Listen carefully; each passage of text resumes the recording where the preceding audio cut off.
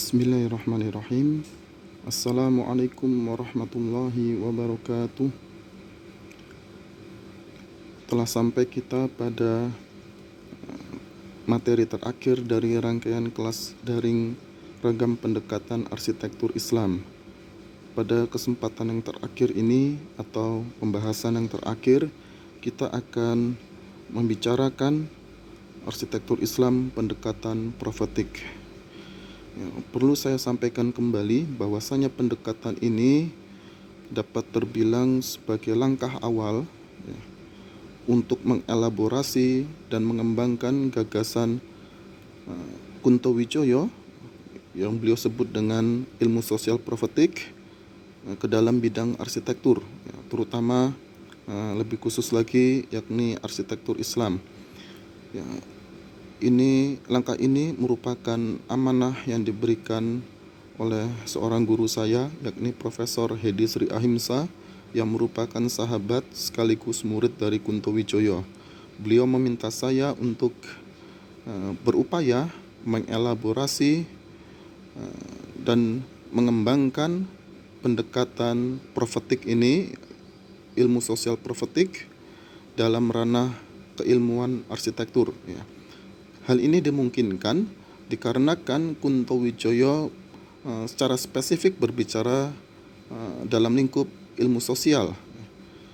Sementara arsitektur sebagai fenomena peradaban manusia juga memiliki dimensi sosialnya. Kesamaan dimensi atau ruang lingkup inilah yang memungkinkan dilakukannya elaborasi dan pengembangan gagasan Kunto Wijoyo tersebut. Sebagai langkah awal, tentu apa yang akan saya sampaikan pada kesempatan ini masih terbilang sebuah pendahuluan, lebih tepat disebut sebagai pemantik agar kerja keilmuan dapat dilanjutkan, dikarenakan pendekatan profetik ini memiliki kelebihan dibandingkan pendekatan-pendekatan sebelumnya yang menempatkan arsitektur Islam sebagai artefak teknologis, berkaitan dengan spiritualitas maupun nilai-nilai serta prinsip-prinsip Islam. Sementara pendekatan profetik ini menempatkan arsitektur Islam dalam lingkup struktur peradaban manusia atau merupakan bagian dari peradaban manusia. Arsitektur Islam merupakan bagian dari peradaban Islam, sehingga ruang lingkupnya menjadi jauh lebih luas dan terikat dengan unsur-unsur peradaban yang lain. Ketika berbicara arsitektur Islam, kita tidak dapat memisahkannya dari ekonomi, politik, sosial, budaya, dan unsur yang lain. Arsitektur Islam tidak hanya sebatas sebagai artefak teknologis, berbicara arsitektur itu sendiri, perwujudan arsitektur itu sendiri, tetapi juga melihat dalam lingkup keseluruhan hidup umat Islam. Landasan yang digunakan oleh Kunto Wijoyo dalam ilmu sosial profetik ialah etika profetik, sebagai landasan untuk bergerak, mengamalkan ilmu, merubah realitas, melakukan transformasi terhadap realitas.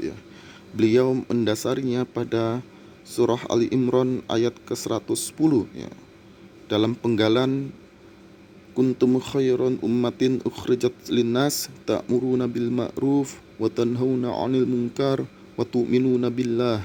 Kalian adalah umat terbaik yang dilahirkan untuk manusia, menyuruh pada yang ma'ruf dan mencegah dari yang munkar, dan beriman kepada Allah. Dalam penggalan surah Ali Imran ayat ke-110 inilah Kunto Wijoyo merumuskan etika profetik yang mendasari ilmu sosial profetik yang nanti akan kita bahas lebih lanjut. Dalam penjelasan Kunto Wijoyo, saya dapat membayangkan bahwa dalam ranah keilmuan arsitektur, lebih spesifik arsitektur Islam, apa yang dibayangkan oleh Kunto Wijoyo dapat kita tangkap realisasinya pada Kuliye, yang merupakan model arsitektur peninggalan dari Daulah Utsmaniyah. membicarakan kuliah dalam lingkup arsitektur Islam pendekatan profetik, kita tidak akan mempersoalkan perwujudan fisiknya dengan ciri-ciri khas arsitekturalnya sebagaimana dipahami oleh arsitektur Islam pendekatan formal atau pendekatan kesejarahan, tetapi kita akan memandang kuliah ini dalam konteks sistem spasialnya yang dapat atau yang mendorong manusia untuk melakukan perbuatan yang ma'ruf, mencegah dari kemungkaran dan beriman kepada Allah. Kuliah sebagai model arsitektur dalam lingkup meso, menjadikan masjid sebagai pusat yang dikelilingi dengan fasilitas umum yang meliputi universitas, rumah sakit, sekolah, dapur umum, pemandian, hingga pasar. Seluruh fasilitas umum ini berada di bawah wewenang dan pengelolaan masjid untuk kesejahteraan hidup seluruh warga di sekitar kuliah. Sistem spasial seperti inilah dapat kita rekontekstualisasikan kembali untuk kebutuhan zaman sekarang, dikaitkan dengan pendekatan profetik. Sistem spasial seperti ini kita butuhkan untuk menyuruh pada yang ma'ruf, mencegah dari yang mungkar, dan beriman kepada Allah. Kalau kita mundur lebih jauh ke belakang, sistem kuliah ini merupakan upaya rekontekstualisasi terhadap sistem spasial yang telah dicontohkan oleh Rasul Muhammad di ruang Madinah. Sehingga kita memiliki sistem spasial profetik yang berlandaskan pada etika profetik sebagaimana termaktub di dalam Penggalan Ali Imran 110. Kita memiliki modal yang besar untuk mewujudkan peradaban Islam melalui sistem spasial profetik ini. Inilah gagasan Kuntowijoyo, inti dari gagasan Kuntowijoyo dalam elaborasinya di bidang arsitektur Islam. Baik, kita lanjutkan. Kita telah memasuki materi terakhir dari rangkaian kelas daring ragam pendekatan arsitektur Islam. Kuntowijoyo mengawalinya dari permasalahan industrialisasi, terutama yang terjadi di Indonesia. Beliau melihat secara langsung industrialisasi yang bergeliat di Klaten dan Yogyakarta serta Surakarta. Secara langsung beliau lihat berdampak terhadap kehidupan masyarakat. Beliau melihat bagaimana tetangga-tetangga beliau berdampak terhadap industrialisasi yang sedang berlangsung. Dari pengalaman langsung bersentuhan dengan industrialisasi dan dampak-dampak negatifnya inilah, terutama pada dampak sosial yang menyebabkan kesenjangan, Kuntowijoyo berinisiatif untuk melakukan kerja pemikiran dan kerja keilmuan dalam rangka merumuskan ilmu sosial profetik. Bagaimana merumuskan ilmu sosial yang mampu menghadapi tantangan-tantangan industrialisasi. Kuntowijoyo tidak menolak industrialisasi, bahwa industrialisasi sebuah keniscayaan dari gerak sejarah. Hanya saja Kuntowijoyo melakukan kritik, terutama di kalangan umat Islam, bagaimana umat Islam dan peradabannya dapat memasuki fase industrialisasi dengan menghilangkan dampak-dampak buruknya. Inilah yang menjadi inti dari etika profetik yang melandasi ilmu sosial profetik yang ditawarkan oleh Kuntowijoyo. Industrialisasi profetik. Di negeri barat kita mengenal nama besar Erich Fromm. Beliau sejak tahun 1930-an dan 40-an sudah mengkritik keras industrialisasi yang terjadi di dunia barat. Beliau berkeyakinan dimungkinkan diwujudkannya industrialisasi yang humanis. Dalam gambaran besar kita dapat melihat kesamaan antara gagasan Erich Fromm dengan Kuntowijoyo, bahwasanya industrialisasi dapat disesuaikan atau dapat dihilangkan dampak-dampak buruknya sehingga dapat tampil dalam perwujudan wajahnya yang humanis. Hanya saja tentu berbeda, Erich Fromm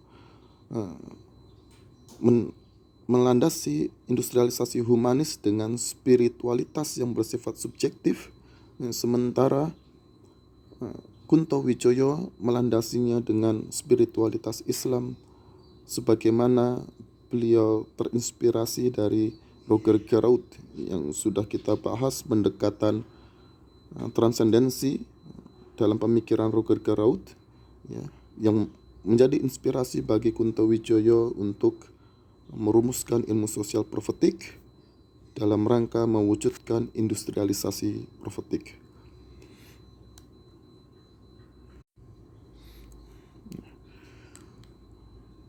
Kunto Wijoyo secara khusus melihat dampak-dampak industrialisasi pada kehidupan sosial manusia, yakni terjadinya kesenjangan sosial ekonomi, ya, antara yang kaya dengan yang miskin, berada dalam gap yang sangat jauh dan hampir tidak dapat dijembatani. Yang kaya semakin terus mengalami akumulasi kekayaan, sementara yang miskin semakin termiskinkan hingga tidak dapat tertolong. Selain itu, Kunto Wijoyo juga melihat krisis kemanusiaan yang diakibatkan industrialisasi, yakni bekerjanya manusia di tengah mesin-mesin, ya. Salah satu yang dikritik oleh Kunto Wijoyo adalah hilangnya spiritualitas dalam kerja bersama mesin-mesin tersebut. Kerja menjadi terlalu mekanik, mengikuti ritme mesin, ya. Sementara itu, ya, dampak industrialisasi yang tidak banyak disoroti oleh Kunto Wijoyo dan sudah kita alami dalam kehidupan sekarang adalah krisis ekologi. Ya. Munculnya industrialisasi dengan pabrik telah menyebabkan berbagai kerusakan, sampah, polusi, bahkan pembalakan hutan untuk membuka kota yang semakin besar, semakin luas, dan lain sebagainya.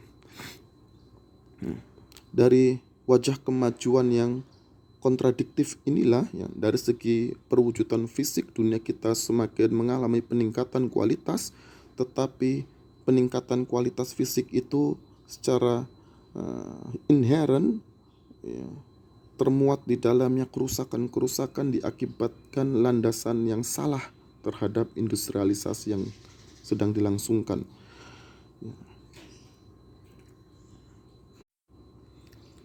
Berpijak pada analisis yang dilakukan oleh Roger Geroud, ya, industrialisasi menyebabkan berbagai masalah dikarenakan berlandaskan pada positivisme yang berakhir pada ateisme dan berlandaskan pada individualisme yang merupakan perwujudan dari semangat kapitalisme yang berakhir pada kesenjangan sosial ekonomi di tengah masyarakat. Ya.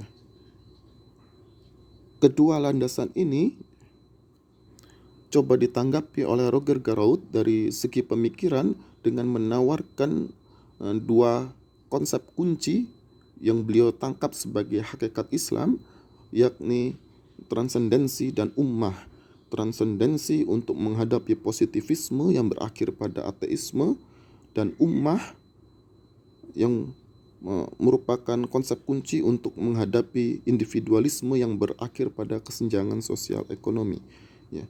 Dua kata kunci ini, dua konsep kunci ini yang merupakan dua hakikat Islam dalam pandangan Roger Geroud, ya, menjadi pijakan dari Kunto Wijoyo, ya, untuk merumuskan ilmu sosial profetik yang beliau rangkum inspirasi tersebut dalam surah Ali Imran ayat ke-110 yang telah kita bicarakan sebelumnya. Kunto Wijoyo mengawali pembahasan ilmu sosial profetik dengan merumuskan paradigma Islam. Kunto Wijoyo melihat bahwasanya di tengah umat Islam sedang terjadi 5 mistik, atau umat Islam sedang mengalami 5 jenis mistik. Yang pertama adalah mistik metafisik yang berkeyakinan bahwasanya puncak dari spiritualitas Islam adalah menyatunya manusia sebagai makhluk dengan Allah, ya.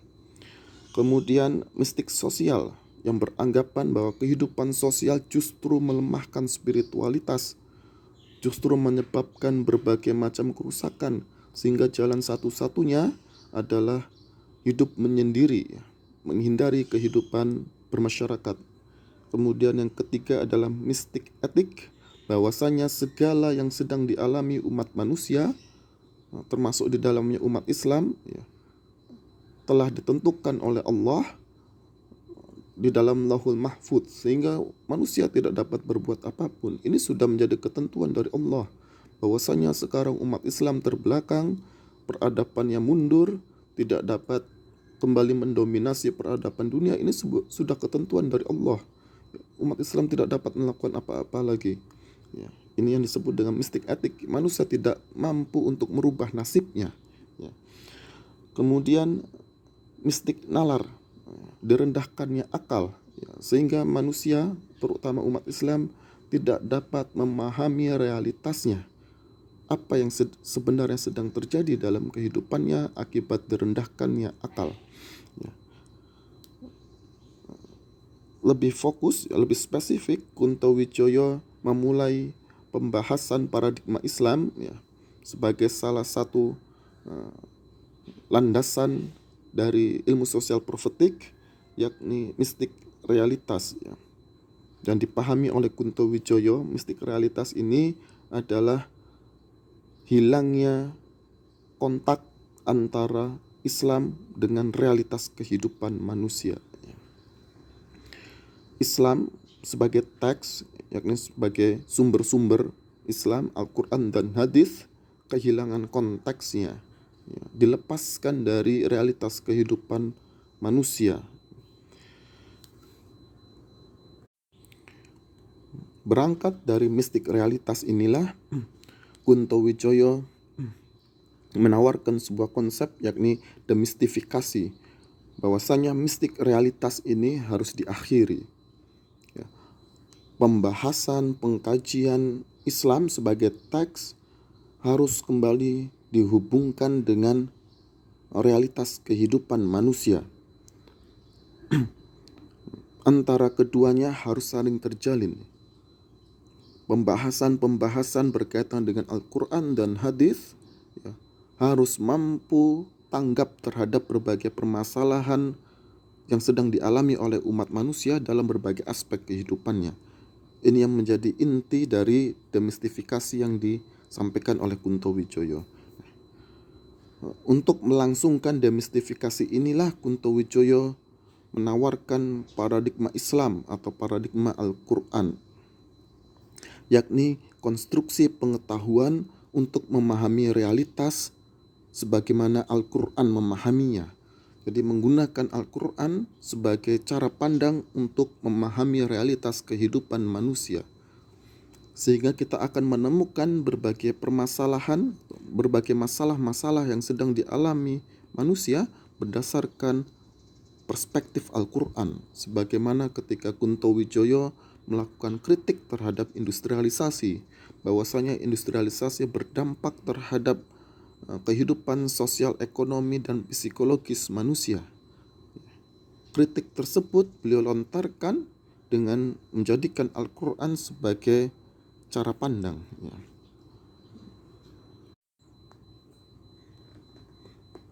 Al-Quran menyediakan dua hal untuk membentuk cara pandang seorang muslim terhadap realitas kehidupannya yang disebut oleh Kunto Wijoyo dengan paradigma Islam atau paradigma Al-Quran.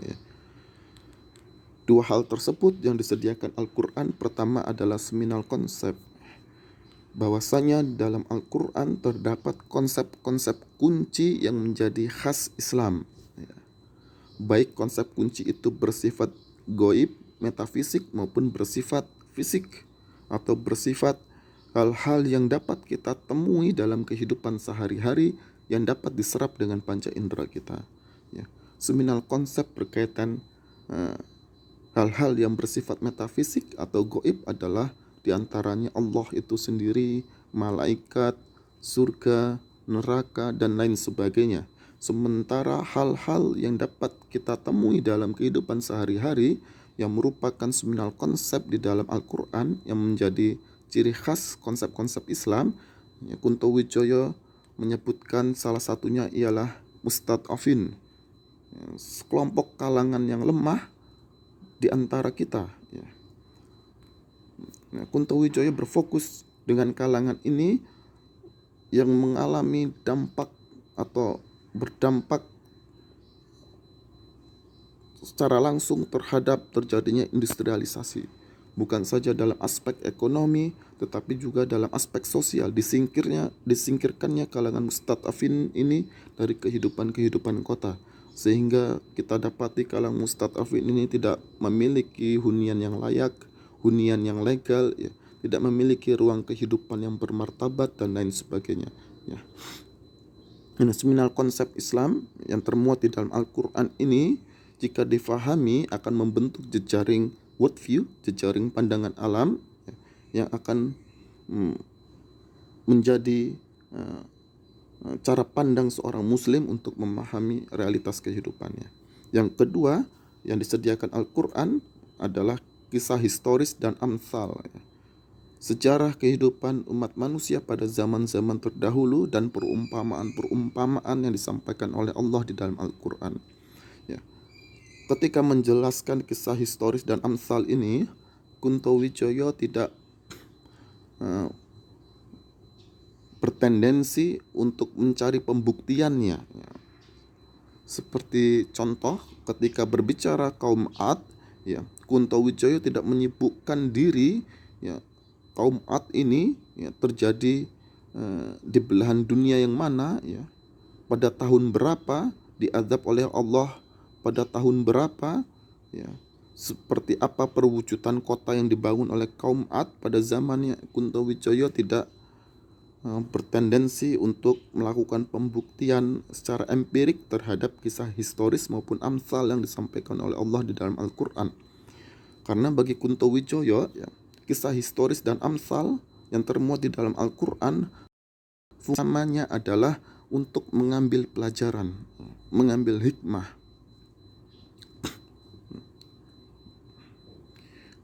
agar kesalahan-kesalahan yang telah dilakukan kaum terdahulu tidak lagi diulangi oleh umat Islam pada zaman sekarang. Sehingga pembuktian empirisnya dapat ditangguhkan untuk mengedepankan, memprioritaskan seluruh sumber daya yang dimiliki umat Islam, mengambil hikmah dari kisah historis dan amsal yang disampaikan oleh Allah di dalam Al-Quran. Kedua hal ini yang disediakan Al-Quran untuk membentuk paradigma Islam, memiliki fungsinya, ketika seminal konsep dan kisah historis serta amsal ini dipahami dengan baik, umat Islam akan mampu menemukan hikmah atas realitas yang diamatinya. Hikmah yang dapat diambilnya ini akan membentuk perilaku umat Islam agar sejalan dengan nilai-nilai normatif yang termuat di dalam Al-Quran. Secara epistemologis, paradigma Islam ini juga yang terbentuk dari seminal konsep dan kisah historis serta amsal, merupakan sumber perumusan sistem Islam yang melingkupi seluruh aspek kehidupan umat manusia. Ketika berbicara kaum Ad, kenapa Allah mengadab kaum Ad? Ada kesalahan apa yang dilakukannya dalam aspek keagamaan, dalam aspek ekonomi, dalam aspek sosial dan lain sebagainya, sehingga kita dapat menghindarkan diri untuk menerapkan sistem sosial, sistem ekonomi, sistem keagamaan sebagaimana dilakukan oleh kaum Ad. Itu salah satu contoh. Sehingga di depan tadi kita menampilkan kuliah sebagai sebuah sistem spasial yang bersifat profetik. Sistem spasial yang bersifat profetik ini dapat kita gali dengan mengambil pelajaran dari kisah historis dan amsal maupun mendalami konsep-konsep kunci yang merupakan khas Islam di dalam Al-Quran. Tujuan dari paradigma Islam ini disampaikan oleh Kunto Wijoyo ialah untuk melakukan transformasi psikologis, memperbaiki kualitas individu muslim agar ia dapat memahami realitas kehidupannya berdasarkan Al-Quran, agar ia dapat berperilaku dalam kehidupan sehari-harinya berdasarkan Al-Quran, ya, agar ia dapat merubah realitas kehidupannya ini berdasarkan Al-Quran, sehingga realitas kehidupan transformasi realitas kehidupan diawali dari transformasi psikologis individu umat Islam. Perbaikan di bidang ekonomi, di bidang arsitektur, di bidang politik, di bidang sosial selalu diawali dari perbaikan individu-individu muslim agar dapat memahami realitas kehidupannya dengan cara pandang Islam. Seorang muslim, individu muslim yang telah mengalami transformasi psikologis yang ditandai dia telah mampu untuk memahami realitas kehidupannya berdasarkan perspektif Al-Quran yang membawanya dapat berperilaku dalam kehidupan sehari-hari berdasarkan nilai-nilai Al-Quran. Ia telah siap untuk melakukan transformasi sosial, transformasi kehidupan, transformasi peradaban. Dia telah siap untuk bergerak, dia telah siap untuk berdakwah. Gerak dan dakwah ini dalam rangka untuk memperbaiki kehidupan umat manusia dalam seluruh aspek dimensinya, ya, oleh Kunto Wijoyo haruslah berlandaskan pada etika profetik. Etika profetik ini menjadi landasan untuk bergerak, landasan untuk melakukan transformasi peradaban.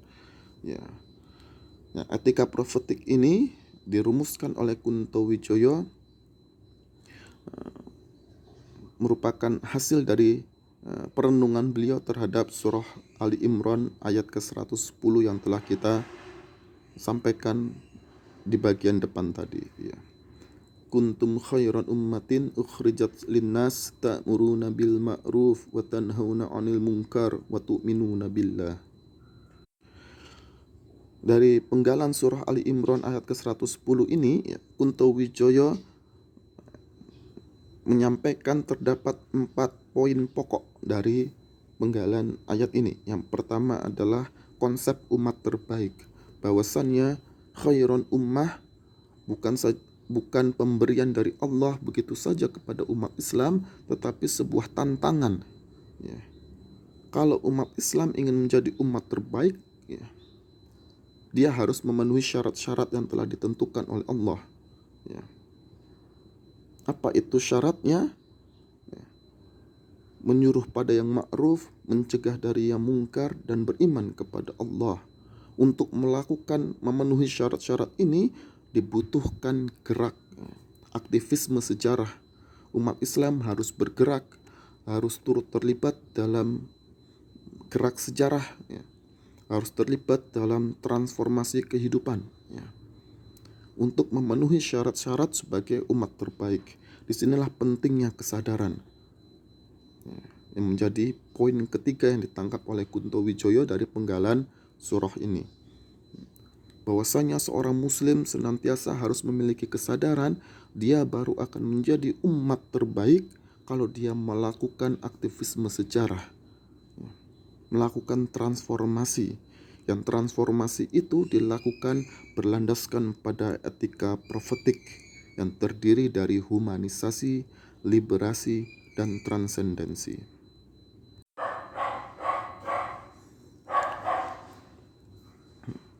Selain terinspirasi dari surah Ali Imran ayat ke-110, ya, etika profetik yang disampaikan oleh Kunto Wijoyo juga menandakan pengaruh pemikiran Roger Garout dalam diri Kunto Wijoyo, ya. Humanisasi dan liberasi, ya, merujuk pada konsep ummah yang disampaikan oleh Roger Garout, sementara transendensi yang merujuk pada konsep yang sama dalam pemikiran Roger Garout, ya. Dijelaskan oleh Kunto Wijoyo, etika profetik Islam ini, ya, humanisasi ialah merupakan gerak untuk memanusiakan manusia, melawan anonimitas, objektivasi, dan otomatisasi, ya. Manusia harus ditempatkan sebagai manusia sepenuhnya, ya. dihindarkan diri manusia dari anonimitas, objektivasi, dan otomatisasi. Yang kedua ialah liberasi, gerak untuk membebaskan manusia dari sistem pengetahuan, ekonomi, sosial, dan politik yang merusak manusia. Manusia harus dihindarkan dari kondisi kehidupan yang bersifat opresif, dari sistem kehidupan yang zalim. Humanisasi berkaitan dengan menyuruh pada yang ma'ruf, ta'muruna bil ma'ruf, sementara liberasi berkaitan dengan wa tanhauna 'anil munkar, mencegah dari yang mungkar. Kedua ini harus berjalan secara beriringan, simultan. Humanisasi harus diiringi dengan liberasi, memanusiakan manusia diiringi dengan membebaskannya dari segala sistem yang merusak. Sementara yang terakhir, transendensi, ialah gerak spiritualisasi kebudayaan. Wa tu'minuna billah, menciptakan lingkungan kehidupan manusia, menciptakan kondisi kehidupan manusia yang bermuatan spiritualitas Islam. Sehingga dalam kehidupannya manusia senantiasa terhubung dengan Allah, senantiasa terhubung dengan imannya kepada Allah. Paradigma Islam untuk memahami realitas kehidupan sesuai dengan perspektif Al-Quran, yang mendorong umat Islam untuk bergerak dikarenakan ditemukannya masalah-masalah dalam kehidupan yang tidak sesuai dengan perspektif Al-Quran. Gerak ini dilandasi dengan etika profetik. Tujuannya ialah untuk mewujudkan cita-cita profetik Islam. Cita-cita profetik Islam ini juga merupakan bagian dari paradigma Islam. Sehingga paradigma Islam bukan saja untuk menemukan masalah dalam realitas kehidupan, tetapi juga untuk menemukan cita-cita atau model ideal kehidupan sesuai dengan perspektif Al-Quran. Untuk mencapai cita-cita tersebut, landasannya ialah etika profetik, karena cita-cita mengharuskan umat Islam bergerak mewujudkannya. Landasannya etika profetik, humanisasi, liberasi, transendensi, ta'muruna bil ma'ruf wa tanhauna 'anil munkar wa tu'minuna billah. Bagaimana metodenya? Partisipatoris atau komunitarian. Sebagai seorang arsitek, ia harus tinggal bersama masyarakat, mendampingi masyarakat, memperbaiki kualitas kehidupan arsitektur masyarakat tersebut. Ia harus menjadi intelektual organik, intelektual publik, intelektual masyarakat. Seorang intelektual, termasuk di dalamnya adalah akademisi, peneliti maupun praktisi di bidang arsitektur, dia tidak boleh berjarak dari masyarakat. Dia harus berada di tengah-tengah masyarakat, terutama masyarakat yang selalu terpinggirkan, masyarakat lemah, kalangan mustad'afin. Nah, ini menjadi metode dalam arsitektur Islam, pendekatan profetik ini.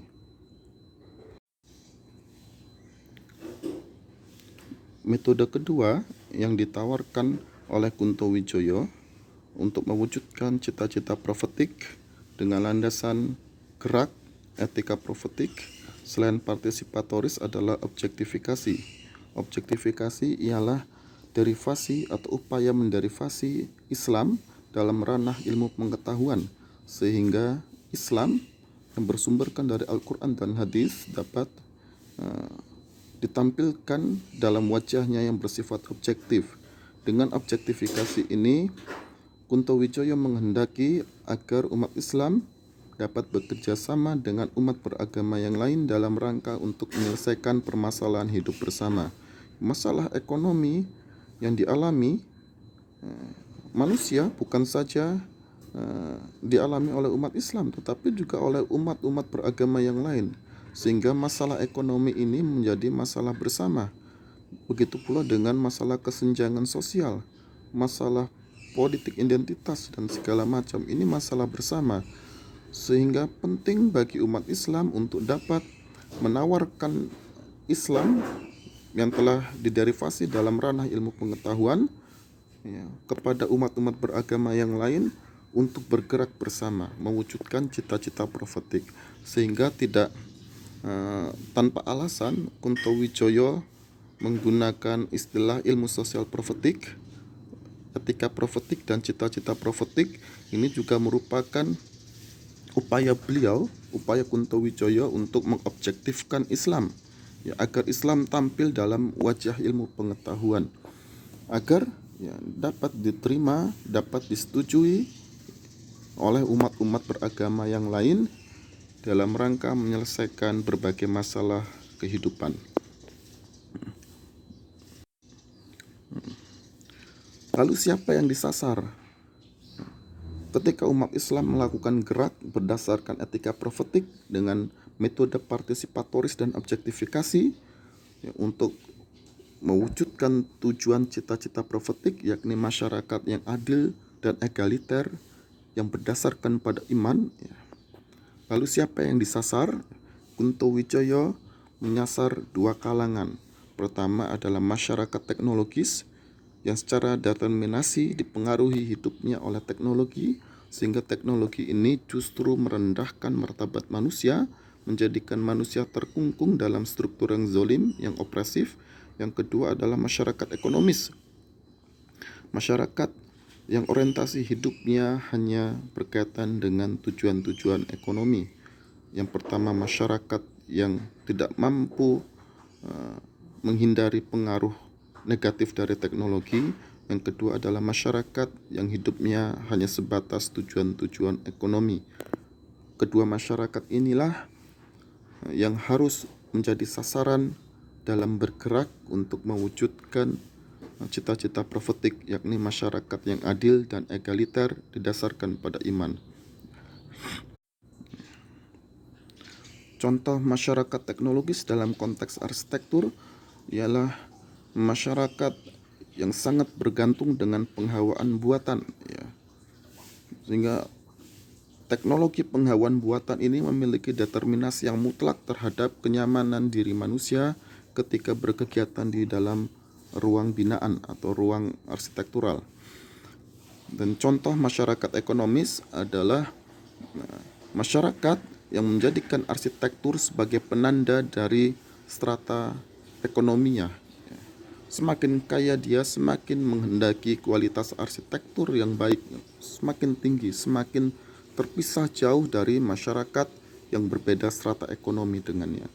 Kedua model masyarakat inilah, kedua jenis masyarakat inilah yang menjadi sasaran gerak untuk mewujudkan masyarakat yang adil dan egaliter berdasarkan pada iman.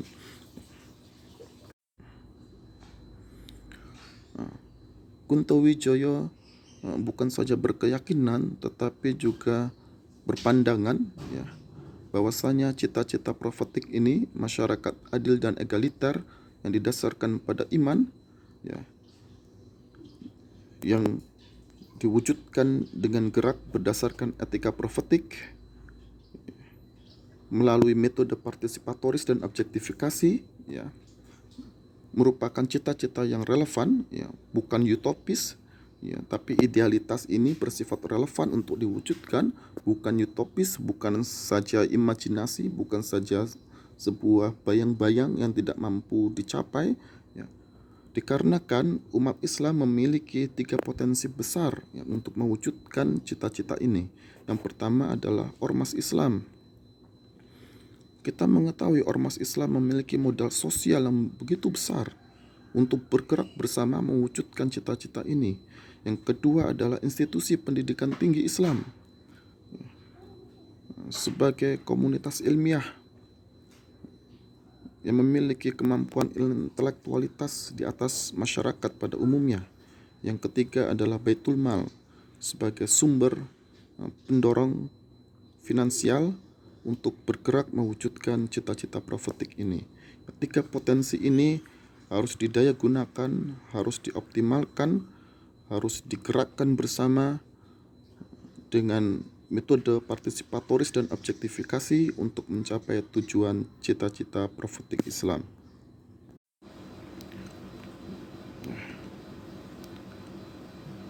ilmu sosial profetik yang disampaikan oleh Kunto Wijoyo yang termuat di dalamnya pembahasan mengenai paradigma Islam, etika profetik maupun cita-cita profetik yang telah kita bahas sebelumnya, ya. Dalam konteks arsitektur Islam, ya, kita menemukan secara historis model arsitektur yang bersifat ideal yang mencerminkan dari cita-cita profetik Islam dalam lingkup arsitektur atau dalam bidang kehidupan arsitektur. Tentu saja cita-cita ideal itu yang dalam konteks pendekatan profetik berarti sistem spasial profetik, ya, dapat kita temukan pada masa kehidupan Rasul Muhammad SAW bersama para sahabat beliau. Terutama dapat kita temukan ketika Rasul Muhammad bersama para sahabat hijrah dari Mekah ke Madinah.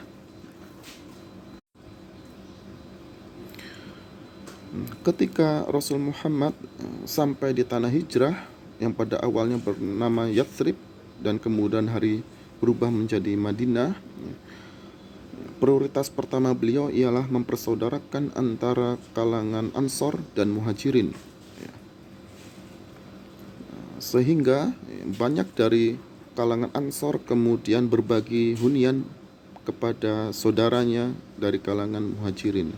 Ya, dari persaudaraan ini kita dapat mengambil hikmah atau kita dapat merumuskan pengetahuan bahwasanya dalam konteks sistem spasial profetik yang menjadi kebutuhan mendasar pertama bagi umat manusia adalah ruang hunian.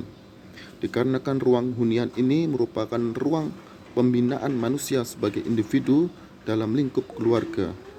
Pembinaan manusia sebagai individu melalui peran keluarga. Ketika dipersaudarakannya Muhajirin dan Ansor, antara keduanya menjadi keluarga, tinggal di dalam hunian yang sama. Ya. Individu di dalam Islam tidak pernah dilepaskan dari lingkup keluarga. Seorang individu tidak dapat hidup seorang diri. Dia membutuhkan keluarga untuk dapat tumbuh sebagai manusia sepenuhnya. Ya. Sehingga di dalam Islam, ya, lingkup sosial terkecil adalah keluarga, bukan masyarakat. Keluarga di mana individu mendapatkan pembinaan pertama kali. Seorang anak lahir di dalam keluarga. Dalam konteks arsitektural, seorang anak lahir dalam ruang hunian. Sehingga dalam arsitektur Islam pendekatan profetik, yang pertama kali menjadi prioritas untuk dipenuhi adalah kebutuhan hunian yang layak bagi seluruh umat manusia. Hunian yang bermartabat, yang mencerminkan manusia sebagai makhluk yang ditinggikan oleh Allah, mencerminkan ruang hunian yang mencerminkan manusia dengan kemanusiawiannya yang sepenuhnya, ya, tidak dapat dibenarkan di dalam pendekatan profetik ini sekalangan manusia dikarenakan status ekonominya rendah kemudian hidup tanpa hunian, ya, bermalam di pinggir jalan, bermalam di bawah jalan tol, bermalam di pinggiran sungai, segala macam. Tidak dibenarkan. Seluruh manusia berhak untuk memiliki hunian yang layak. Setelah mempersaudarakan Muhajirin dan Ansor, setelah kalangan Muhajirin yang ikut berhijrah dari Mekah ke Madinah memiliki hunian yang layak atas pertolongan dari saudaranya dari kalangan Ansor, ya, Rasulullah beranjak untuk membangun masjid. Masjid merupakan ruang pembentukan umat sebagai kesatuan sosial spiritual. Ketika manusia sebagai individu dibesarkan dalam lingkup keluarga, setelah akil balik dia akan menjadi bagian dari umat Islam. Ruang pembentukannya ialah masjid. Manusia keluar dari huniannya untuk dibesarkan di masjid, menjadi bagian dari kesatuan sosial spiritual umat Islam, ya. Sehingga dalam pendekatan profetik, prioritas kedua yang harus dipenuhi adalah masjid. sebagai ruang pembentukan umat sebagai kesatuan sosial spiritual Islam. Setelah mendirikan Masjid Nabawi, Rasul Muhammad beranjak untuk menguasai pasar, ya, mengisi pasar, menggerakkan ekonomi, ya, sehingga hunian, masjid, dan pasar ini menjadi sistem spasial profetik yang model ini dapat kita terapkan untuk seluruh zaman. Yang perwujudannya bisa berbeda-beda, tata ruangnya bisa berbeda-beda, tetapi sistem spasialnya tetap sama, hunian, masjid, dan pasar. Di mana kedudukan pasar sebagai ruang ekonomi ini, ya, bertujuan untuk pembinaan manusia dan transformasi sosial kultural masyarakat. Ya. Pasar bukan saja ruang untuk pertemuan antar elemen masyarakat memenuhi kebutuhan hidupnya, mendapatkan keuntungan, ya, untuk memenuhi kebutuhan nafkahnya segala macam, tetapi juga ruang pembinaan manusia dan transformasi sosial kultural masyarakat.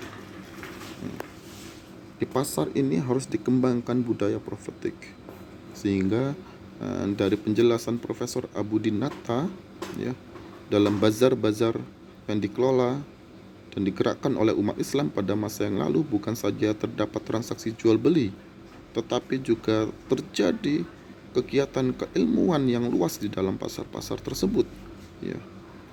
Buku-buku dijual secara luas, dibincangkan secara rutin, ya.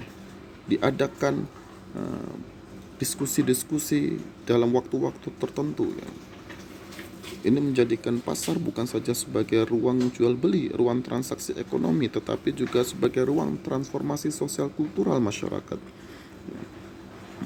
Model arsitektur seperti ini yang kita sebut dengan sistem spasial profetik, salah satunya terwujud dalam Kuliah pada masa Daulah Utsmaniyah, dan kita membutuhkan perwujudan arsitektur baru yang berlandaskan pada sistem spasial profetik ini. Menyoroti ruang masjid secara lebih spesifik, Kunto Wijoyo menyampaikan gagasan musyarakah. Musyarakah ini, ya, ditujukan untuk dicapainya kemandirian umat Islam, ya. Umat yang adil dan egaliter haruslah umat yang mandiri, ya. Caranya dengan musyarakah melalui ruang masjid, ya.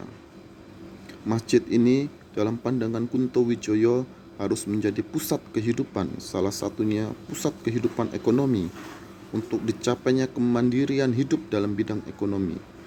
Sehingga penting sekali masjid, ya, sebagai sebuah institusi yang dimiliki umat Islam, ya, untuk dapat menggerakkan kehidupan ekonomi umat Islam. Ya, masjid menjadi ruang untuk mengelola modal umat Islam. Contoh saja, dalam lingkup permukiman, ya, umat Islam menanamkan modalnya di masjid. Oleh masjid, modal ini digunakan, ya, untuk memenuhi kebutuhan pangan umat Islam, ya. Dibelikan sawah, dikelola sawah dengan memanfaatkan sumber daya umat Islam, ya. Sehingga dengan masjid mengelola sawah tersebut, umat Islam akan memiliki lumbung pangan yang cukup, ya. Sehingga umat Islam tidak lagi dipusingkan dengan kebutuhan pangan, dipenuhi oleh masjid sebagai hasil dari mengelola modal umat Islam, ya. Kelebihan pangan dapat dijual keluar, ya, untuk memenuhi kebutuhan masyarakat yang lain. Dalam lingkup masjid jami, ya, masjid pelayanan skala kota, ya, masjid ini dapat mengelola modal umat Islam dalam skala kota. Dengan ini dimungkinkan umat Islam akan memiliki industri, ya. Inilah perbedaan antara komunisme, kapitalisme, dan sistem kehidupan Islam dalam aspek kehidupan ekonomi dalam pemikiran Kunto Wijoyo. Dalam komunisme, seluruh alat produksi dimiliki oleh negara. Dalam kapitalisme, alat produksi dimiliki oleh pemodal. Sementara dalam sistem kehidupan Islam, produksi ya, merupakan hasil dari modal yang ditanamkan oleh umat Islam di dalam masjid. Sehingga alat-alat produksi ini sifatnya wakaf, dikelola oleh masjid untuk kesejahteraan seluruh umat manusia. Ini perbedaannya, sehingga masjid memegang peranan penting sebagai sumber kehidupan, bukan saja dalam bidang ekonomi. Tetapi Kunto Wijoyo untuk menanggapi industrialisasi, beliau secara spesifik menyoroti persoalan ekonomi. Bayangkan kalau masjid permukiman bisa memenuhi kebutuhan pangan, memenuhi kebutuhan pendidikan, ya, dipekerjakan jamaah masjid di dalam bidang-bidang usaha yang dimiliki oleh masjid. Masjid memiliki sawah, masjid memiliki pasar, masjid memiliki usaha di bidang jasa, dilibatkan seluruh umat Islam, ya, sehingga umat Islam bekerja untuk masjid, dipenuhi pangannya, dipenuhi pendidikannya. Inilah yang menjadikan bahwa cita-cita profetik itu menjadi relevan, karena umat Islam dalam kehidupannya sehari-hari membutuhkan masjid, ya, baik dalam lingkup masjid permukiman, dalam lingkup masjid jami, dan dalam lingkup masjid kampus, ya.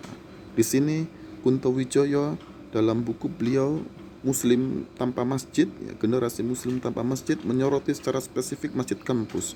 Bagaimana agar masjid jami dan masjid kaum ini dapat bergerak untuk mencapai kemandirian yang merupakan salah satu indikator dari masyarakat yang adil dan egaliter yang berasaskan pada iman, ya. Masjid kampus memegang peranan besar.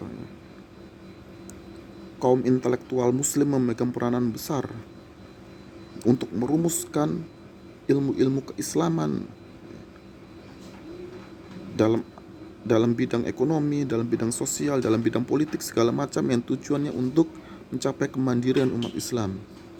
Ilmu-ilmu yang dirumuskan di masjid kampus itu harus menggerakkan masjid jami skala kota dan masjid permukiman skala permukiman, atau masjid kaum skala permukiman. Dari sinilah kemandirian itu akan terwujud. Tujuan profetik itu akan terwujud yang berlandaskan pada etika profetik.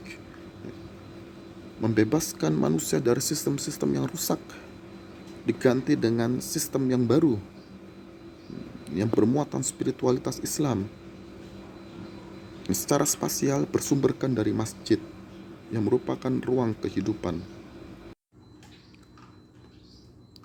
Demikian pembahasan materi terakhir dalam rangkaian kelas daring ragam pendekatan arsitektur Islam, yakni arsitektur Islam pendekatan profetik. Sebagai pantikan, semoga pembahasan materi ini dapat ditanggapi secara serius, ya, untuk mengelaborasi dan mengembangkan pemikiran Kunto Wijoyo dalam aspek kehidupan berarsitektur di kalangan umat Islam pada khususnya, dan di kalangan umat manusia seluruhnya pada umumnya. Allahu a'lam bishawab. Wassalamualaikum warahmatullahi wabarakatuh.